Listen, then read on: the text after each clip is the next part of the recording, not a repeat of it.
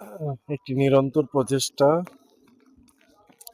আমাদের কবিগুরু রবীন্দ্রনাথ ঠাকুরের রচিত একটি কবিতা প্রাণ।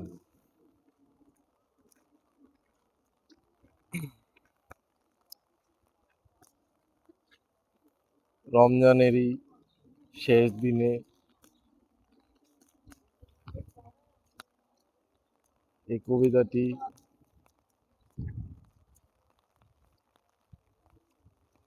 নির্বাচন করেছি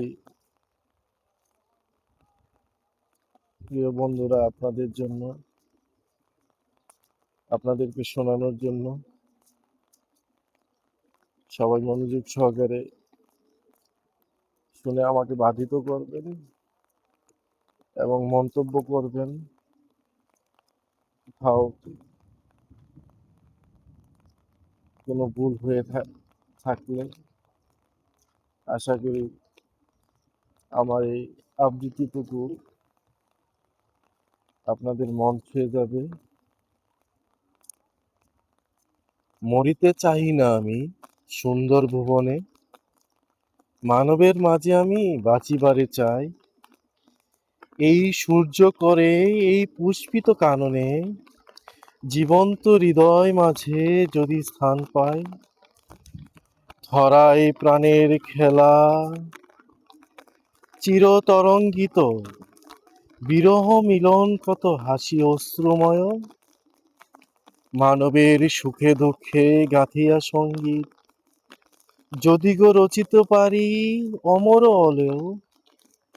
তা যদি না পারি তবে বাঁচি যত কলে, তোমাদের মাঝখানে লবি যেন ঠাই। তোমরা তুলিবে বলে সকাল বিকাল, নব নব সঙ্গীতের কুসুম ফোটায়। হাসি মুখে নিও ফুল তারপরে হায়, ফেলে দিও ফুল যদি সে ফুল শুকায়। এ হচ্ছে আবৃত্তি আমাদের কবিগুরু রবীন্দ্রনাথ ঠাকুরের একটি কবিতা, নাম হচ্ছে প্রাণ। সত্যিকার অর্থে প্রাণ ছাড়া কোনো কিছুর অস্তিত্ব কল্পনা করা যায় না। সেহেতু আজকের পবিত্র রমজানের আজকে শেষ দিন, পবিত্র জুম্মাবার, আগামীকাল পবিত্র ঈদ উল ফিতর। সেই অর্থে এই কবিতাটি আসলে